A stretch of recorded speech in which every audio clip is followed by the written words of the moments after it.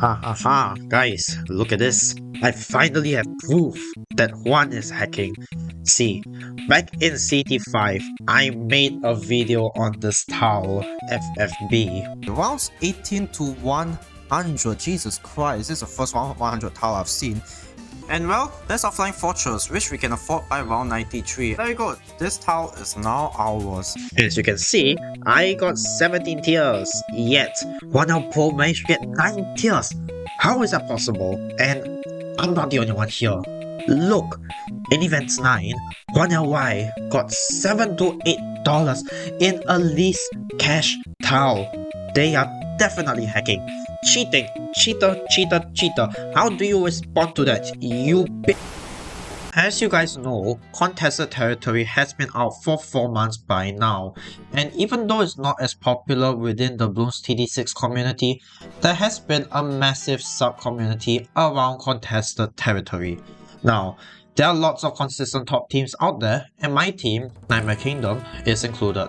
But there's one team that stands out amongst every other team out there.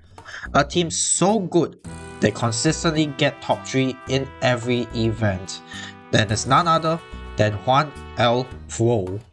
They are the only team that is strong enough to hold more than one top 1 global contested territory medal across all teams. But you might notice, in this season, they aren't even in the top 100 anymore. What happened? Did they stop playing? Did Juan El Pro finally give up? Nope, they got hacked. Before we get started, let's address the cheating allegations. So, I started this video with talking about towel FFB. Here's how that towel looks like. It's quite straight from rounds 18 to 100 with very few towers on least tiers. So, you might think that, hey, 17 is already a pretty good score, but 9? Now, that's impossible. How did Juan even do it? Well, let's welcome 210, the Juan member who scored 9 on FFB, to the video and explain how it was accomplished. The optimal strategy for tile FFB is Adora and a 025 ace. The ace itself is 8 tiers because the base tower counts as 1 tier, so adding Adora gives you 9 tiers. But there are multiple challenges we needed to overcome before being able to beat it. First off, in the mid-40s we need to save up for a Spectre, a 024 ace, without dying. Then again around round 80, but this time for the Flying Fortress. Finally, round 99 is the biggest problem of all.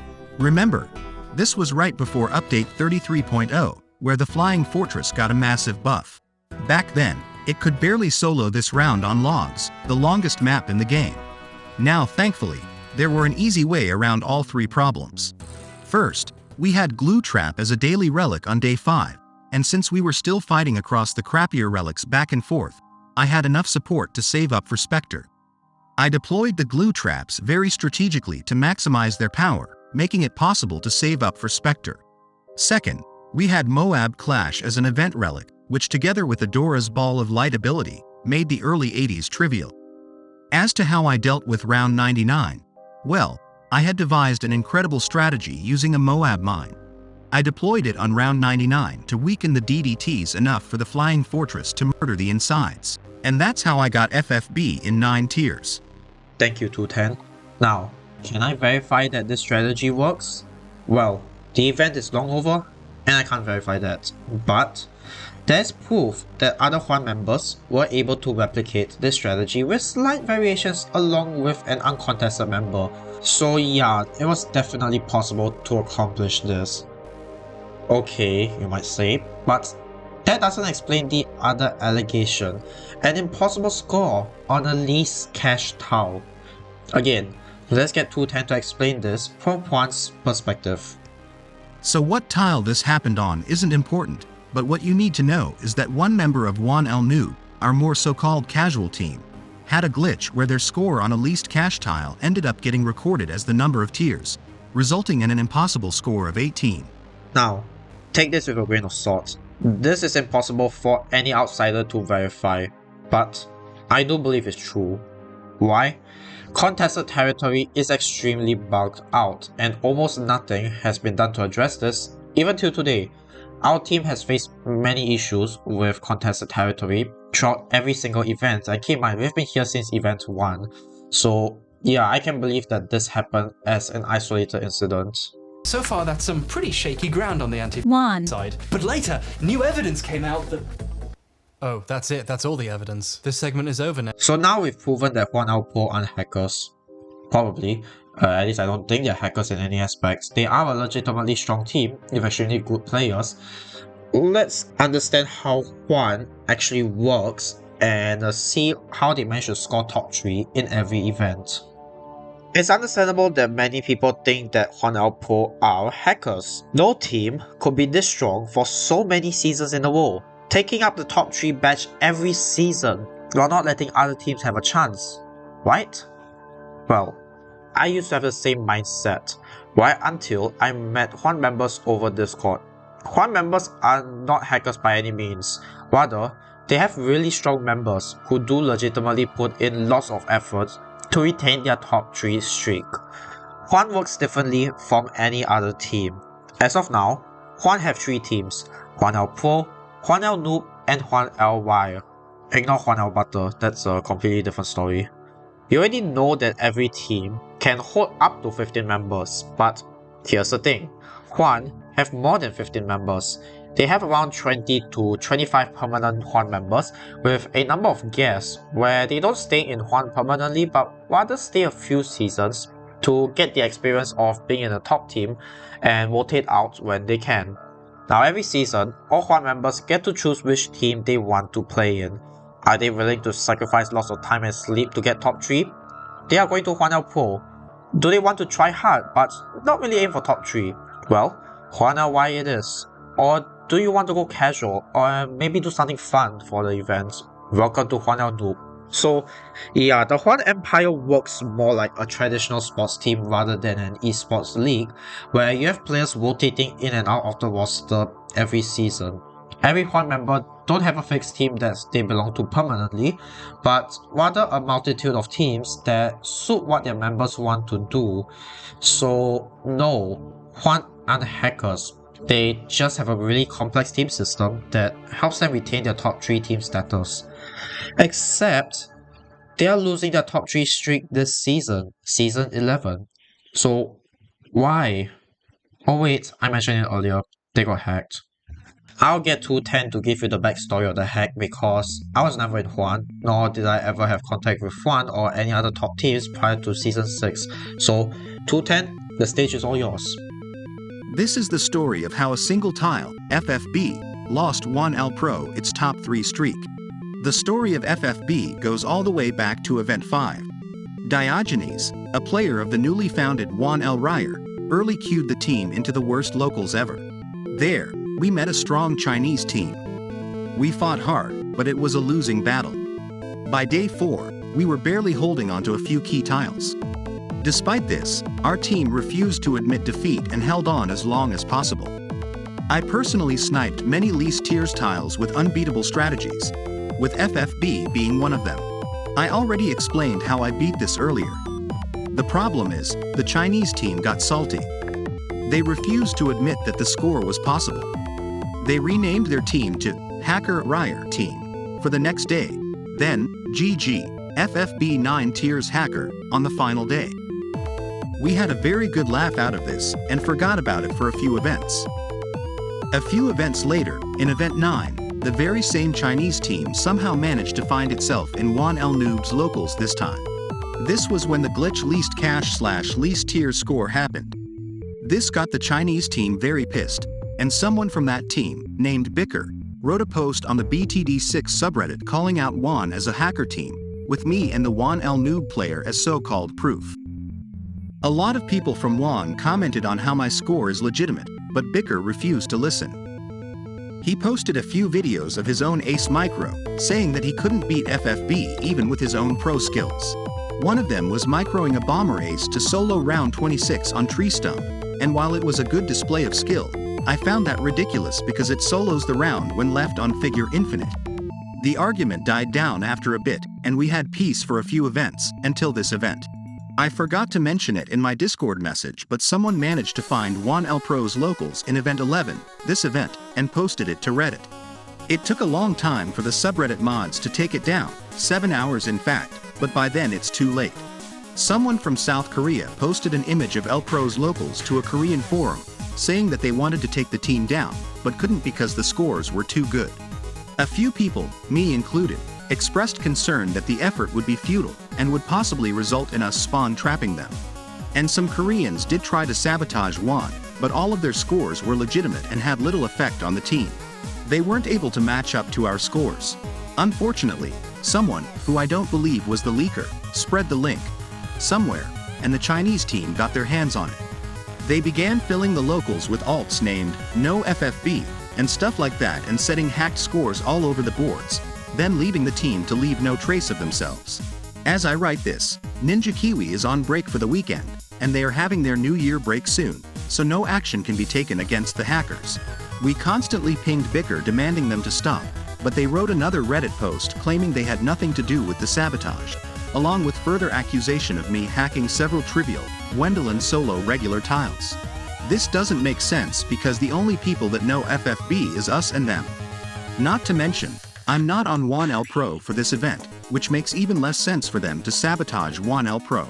And, yeah, this is the ridiculous story of how a trivial least tiers banner tile managed to bring an end to Juan El Pro's legendary win streak. First off, FFB is not a trivial tile. Maybe to Juan it is, but not to the rest of the CT community. But that doesn't change the fact that Juan got hacked by other teams. And in case you're wondering, that post is still up to today. That forum is a spawn for anarchy with no moderation whatsoever. Let's just say that this is not the first time that Juan had their locals leak over there. So, I personally decided to dig deeper into this hack. Since Juan locals was still leaked and, well, they lost their top 100 spot along their top 3 spots, so might as well, I joined one of the teams that were leaked. So first off, as to how the hack was accomplished, I discovered the probable source by accident while recording another Bloons TD6 video, and the people involved, or well, making this happen, are hopefully trying their best to fix it so that it doesn't happen again in a future CT event. As for the leak, let me clarify on something. It was first leaked by the leader of Purple Team on Reddit close to the end of the first day. They had no ill intent. They did not have any intention to sabotage Juan El Pro as they were just new players. They just wanted to show off that they were against others, and they just wanted to show off that they were against Juan El Pro, and that's when it all went downhill. The leak on the Korean website that's still up was posted 36 hours after CT started, in the middle of day 2. But I dug deeper. I took a look at the scores the other teams set, and, well, they were impossible. Here's one, for example, demonstrating an impossible waste score.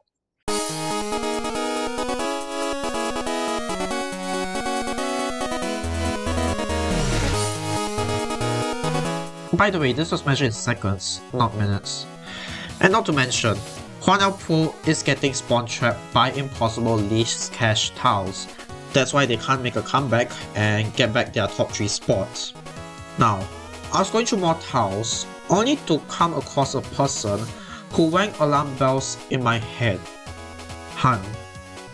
Remember that list from earlier?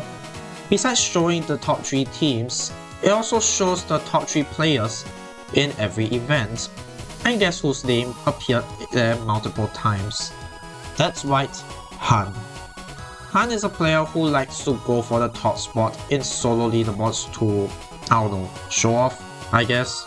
I'm not exactly sure what their intent really is, but point is, his name showing up here set off alarm bells, especially when he was from, you guessed it, Purple Team. But wait, I looked into that team, and Han isn't there anymore. But not all is lost. If we look at the local leaderboards, we can see Han still existing, albeit not at a high spot anymore. So, I clicked on his leaderboard and verified that yes, that's the same Han from the leaderboard. Only a guy as insane as Han has 8 top 25 medals on his profile. What shocked me, however, was his name Monkeys. they are all in boxes, and this meant that it was not displaying in English, but rather another language. Not to mention, this post was made in a Korean website.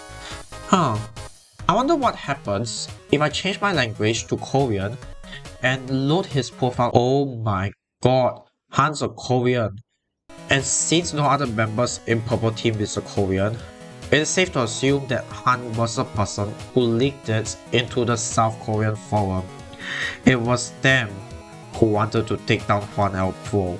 Sidebar, Juan members wanted to clarify that Han didn't join Purple Team until after the leak, at which point he most likely posted the leak into the South Korean forum, if my theory is correct.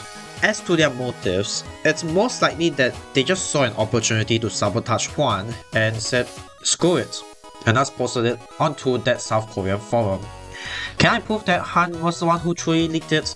No, but they are the most likely culprits. And if you know East Asians' work culture in general, you know that they are extremely competitive, wanting to get on top of others, and some to the point where they don't mind dragging others down. So the East Asian culture does play a part in this leak. It even extends to companies. I highly suggest watching this Wenover Productions video about Samsung, the largest South Korean company, and their shady dealings behind the scenes to remain the largest company in South Korea. Wait, where was I? Oh yeah, the hacking. So we know that Purple's leader leaked locals on Reddit. Then, allegedly, Han saw it and posted it to a random South Korean forum. But what about the hacker? Who could possibly hack Juan El Pro? Let's talk about Bicker. Bicker is a Chinese, which you can see from the older Reddit post that he made. It's different from Korean. Remember at the start of the video I mentioned a post in which Juan LY got $7 to $8 on a least cash towel? The person who posted it was none other than Bicker. Or Bickle, since that's your Reddit username. Now a few days ago, they made a post about him being impersonated and called out by Juan members, along with so-called proof that the guy on Discord isn't him. Someone is impersonating me.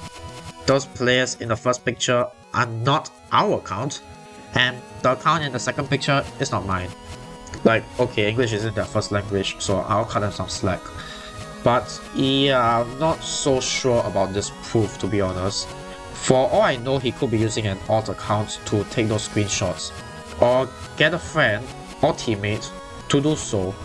I really can't tell. In the comments, he also added, I did have Discord account. You can find that my balance way of Doom 520 Ice 2 Tower Gyms was not submitted to Index.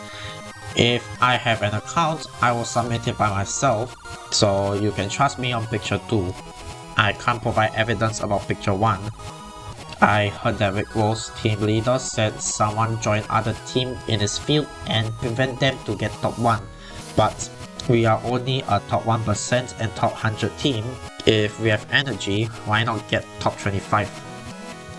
Now I have no idea what they mean by that, but I would assume that his defense is, why sabotage a top team when you can put in the effort to get top 25 on your own team? But that defense is flimsy because they are comparing apples and oranges.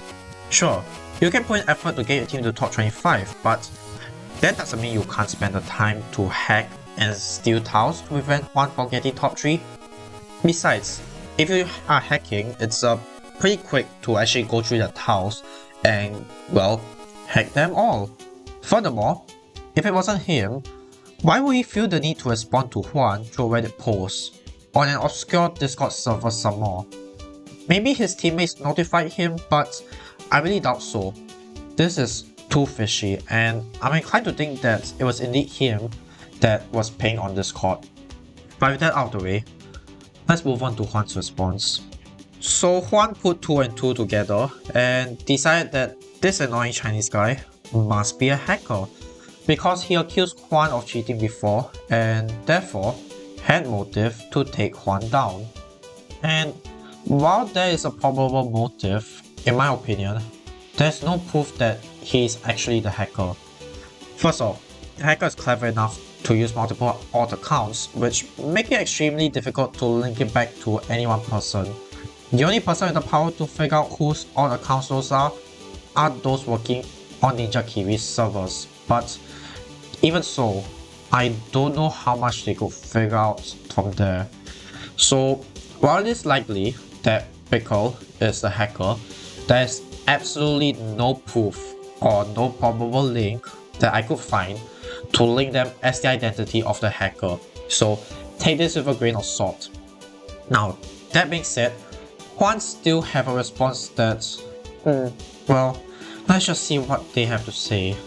Lemao Bicker, nice one. The baby popcorn when I wake up, also get pink nerd. Guys, it's actually not me. Sauce, trust me bro. Just own up to it, you. Also, if you can screenshot the Discord, why not be a grown man and talk about it? 9 tiers FFB hacker. Bro, even this community is toxic SM. Now, I'll approach this from an unbiased outsider's perspective. With no context from whatever I said just now in the entire video up to this point, with no knowledge of how Juan operates, what I just read is a bunch of messages from Juan members harassing a random stranger on the internet with little to no context, explanation, or proof. I'm sorry, but that's just how it looks like to the outside world. And it's no wonder that there are people that dislike Juan El Pro. His post is like letting the community in to a secret that Juan members are just crappy people in general who do whatever it takes to get top 3 and, if they aren't, get salty about it. It's no wonder that people want to see Juan El Pro's downfall and, well, they got it this season. But I've shared Juan's perspective on this situation as well, so you guys know how they felt. They had enough with a guy on Discord over accusations of hacking and wanted to take their anger out on that guy. And don't forget, they do legitimately put in a lot of effort, so naturally, they hate hackers, which explains some members' outbursts at a specific person, especially when that person is suspected of hacking Juan and causing them to lose their top 3 streak through no fault of their own.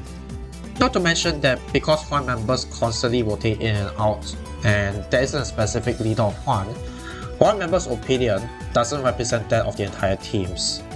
Now, can I condone this? No. But can I blame them? Also no. I too will be pissed if my team faced hackers in my lobby, but arguably they could have responded to this situation much better because, like I mentioned earlier, without any context of how the team works, it just sounded like Juan as a whole is, to put it bluntly, bullying a random person on the internet. But as far as the story goes, this is the end. Now we all know how this story ends without actually seeing it end. Juan will lose their top 3 streak and end up in the top 1% for the first time in their life. And the hackers, they'll get away with it. So how will Ninjakiwi respond to this situation? Well, we know they won't take action, at least until contested territory is over and they are back from the holidays. And even if they do ban the hackers, what's the point? They are all odds. New odds can be created anytime. And even if you IP ban an account, it won't help. There are many ways to get around it. Then, what's the moral of the story? First off, competitive Bloons TD6 is cancelled and you shouldn't get yourself involved with it. Just like every other competitive game out there, if you're playing Bloons TD6 as a casual player, keep at it. But more importantly, Juan may be a victim here, but they aren't completely innocent here. They are very good at contested territory, but when it comes to public relations, not so much. They don't have a YouTuber like ISAP bringing up the reputation of uncontested. And though I'm magnitude smaller than ISAP, I hope that this video serves as a defense of Juan El Pro. My team, Nightmare Kingdom, competes with them for the top spot, but we don't treat each other like trash. Respect is a key element here, and almost all consistent top teams has respect for each other. And I hope that, as a community, we can show more respect towards each other and spread fewer lies. The only way we can counter the community's lies is to spread the truth. Share this video with others. Let others know that Juan isn't as bad as you think. Because, like I mentioned in an older video, I would love it if we can find peace and love within the community I find myself in. As for Ninjakiwi, hacking is a serious problem within Bloons TD6, especially with 34.0, which changed the entire Bloons TD6 system and messed everything up, which just made hacking much more easier than ever before. Now, I know you guys just came back from your winter break, but please, fix contested territory. I already made a 1-hour video on how broken contested territory is already. I hope that video, along with this, will let you guys see the competitive perspective of the Bloons TD6 community and work with us to improve the game. Now, I'm going to end off this video with a Reddit response that I wrote when it was first revealed that Juan got hacked. Look, I want Juan to lose their top 3 streak as much as others, but hacking is not the way to do so. At the end of the day, I still believe competition have to be fair. Hackers just makes the game unfair for any team, especially Juan when they do legitimately put in lots of time, effort, and coordination to maintain their top 3 streak. Ninjakiwi, if you're reading this, for our sake, fix contested territory. There are many problems with it, and hackers are just one small problem with it. I don't understand how people can get away with race scores less than the minimum time. Not just races, impossible low cash or low tier scores also exist. Why there isn't a good system in place to prevent this, I have no idea. But this has gone on for far too long. Fix your anti-cheat system. Stop auto-flagging people for doing nothing wrong. Flag people who set impossible scores. Please, contested territory may be broken, but this is the one thing that makes me and the contested territory community very annoyed with contested territory with its current state. Many people are already leaving contested territory because of nonsense like this, and I don't think you want more people to leave contested territory, especially us top players.